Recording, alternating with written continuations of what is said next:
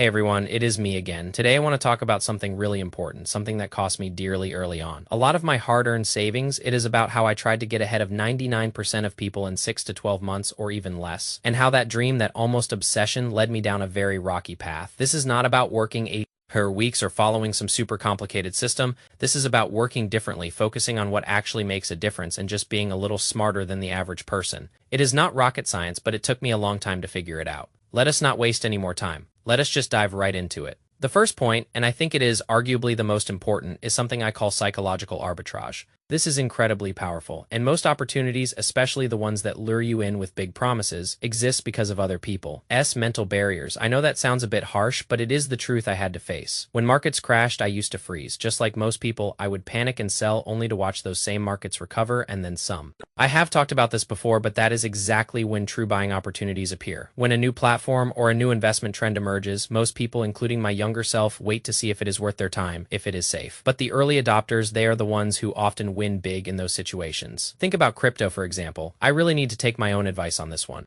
I am still waiting to see how crypto plays out, even though it has annualized crazy returns over the past couple of years. Who knows if that is going to keep up? I am just saying this in theory. I have actually built almost a daily or weekly practice. I call it fear setting. I literally write down what I am avoiding, what scares me, and why. Then I make myself take one small action toward that very thing. This practice, it builds what I call decision velocity. It makes you able to move quickly when everyone else is hesitating. You need to be nimble, especially you younger folks. You need to understand that you are young. You can afford to take more calculated risks than the average person, the person who is already set in their ways. You can get ahead of your peers, and I am all for some healthy competition. Especially as a young man myself, you need to be agile. While other people spend their entire lives stuck in this analysis paralysis mode, that is where you can truly get ahead. That is where people have these crazy ideas, but then they do absolutely nothing about them. Then they say, oh, what could have been? Oh, imagine if I actually pursued that business idea. Oh, that business turned into a multi-6-figure or even 7-figure opportunity for someone else. It is like, well, that could have been you, my friend, but you did not take that leap. You did not take the risk. So I just want you to psychologically and mentally grasp these points, because a lot of people do not. And that leads right into my second point, which is very similar. It is another mental one, but I use it constantly. Now, I have talked about this before, but I use my negative emotions, especially anger, as fuel. I almost force myself to think backwards. We as humans naturally ask ourselves and others, how do you get from point X to point Y? How do you achieve X, Y, and Z by doing this particular thing? What happens when I go to the gym today? What happens when I invest this money right now? There are always risks involved in those questions. So what often happens is people stay stuck in this weird middle ground. They do just enough to get by, but not enough to truly get ahead. They know the amount of work that is needed to get there, and they psych themselves out. They say, oh, it is really hard. I cannot do this. Instead, what you need to do, and this is what I force myself to do, is ask, what happens if I do not invest this money right now?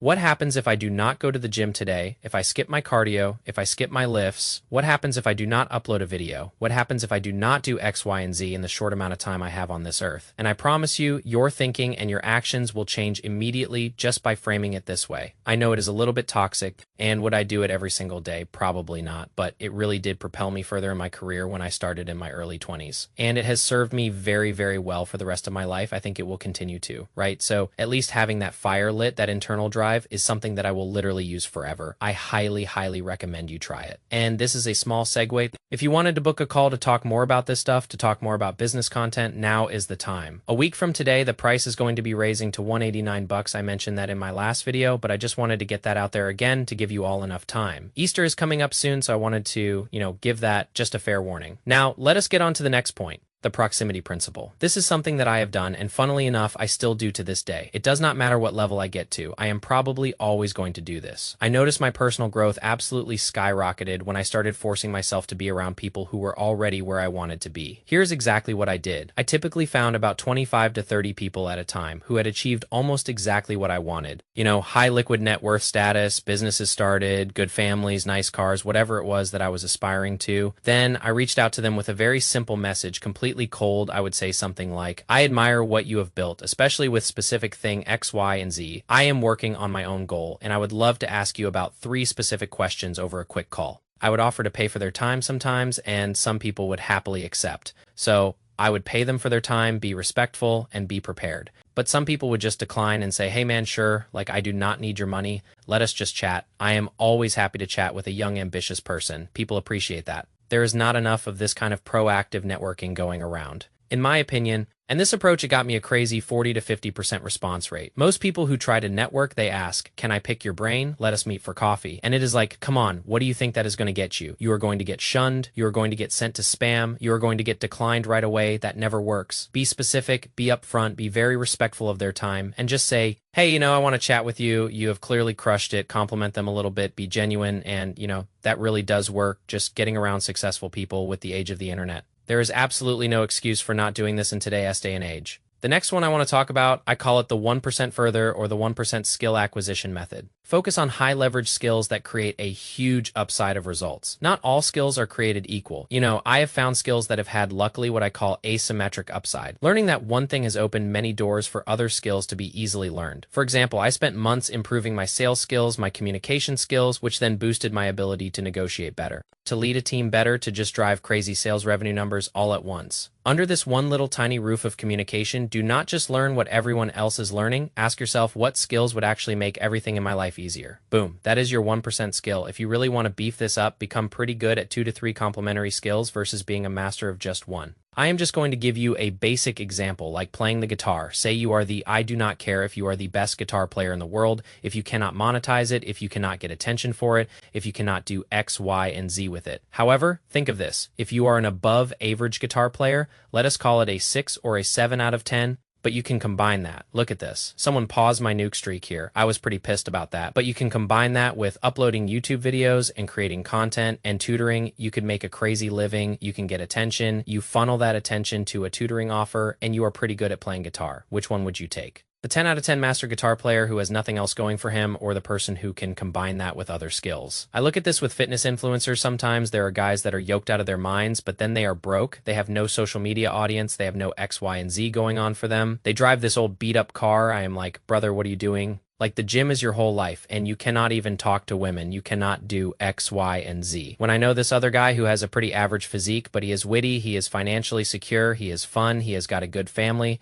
it is like, be a more all-around better person, and everything else in your life will fall into place. I know that is a bit of a controversial one, so I am going to park it there before I get myself into some trouble. The next one, the income stack strategy. Again, instead of just focusing on building your salary, building a little box for yourself to be conditioned in your 9 to 5, which again, I am not against 9 to 5s at all. I am just saying, if you want to truly get ahead, which is what this channel is about, which is what this whole damn video is about, you need to have either multiple income streams or go all in on a business. You need to own equity to own a piece of something. So I evaluate opportunities. Now, I get pitched stuff all the time. I look at every single opportunity using 3 simple questions. Can I start this with less than 10 hours a week of work? Number 2, can this eventually be automated or delegated? Both is obviously best. Or number 3, does this leverage skills I already have? So again, going back to my early days, I started with simple freelancing in my appointment setting and lead generation field. Then I created my own agency from my expertise. Then I built systems around it with my employees to buy my time back, and I made way more money. This is the ultimate leverage, right? In 2022, I made just under 320 grand as a freelancer, but I was working 12 hours a day. I was working an insane amount of time. I had netted after taxes saved in my account. At the end of that tax year, 120 grand, I had over 6 figures in my account just from that 1 year after everything. I was like, holy crap, that was the first time I ever saw 6 figures in my account. But then I realized the sheer amount of work that had to go into getting there. You need to get yourself out of the weeds, out of the day, 2-day grind. Then the second year, I made double that, but I literally cut my workload by about 30 to 40%. I worked a lot less because I had bought my time back. Now with AI,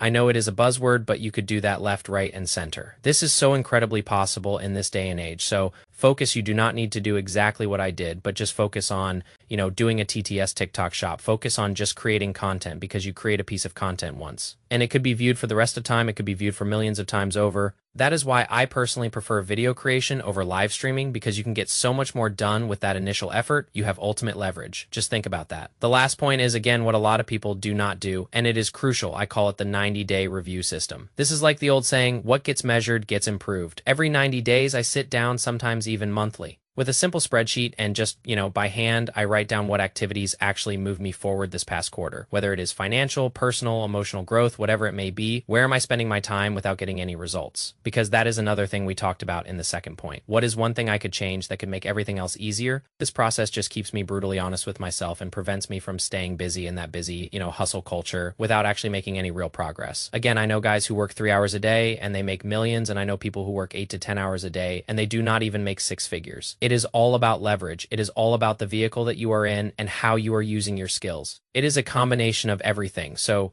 most people never review these things, and then they just keep making the same mistakes, living the same miserable life over and over and over again. And it is a total waste. Then they, God forbid, and most do not, but some even blame the external world for their problems. It is like, dude, you are not even doing the work that is needed. You do not understand what is happening right now in your own life. So again, I wanted to keep this short and sweet, but I hope this is a crazy actionable video that you could take something from. Just rip the whole thing, take these ideas and apply them. I am going to include the timestamps for you, but please do the work that is needed. Your life will change drastically. I promise you, take it from me. I have been there. And as always, if you made it this far, I want to see you win. Thank you for watching.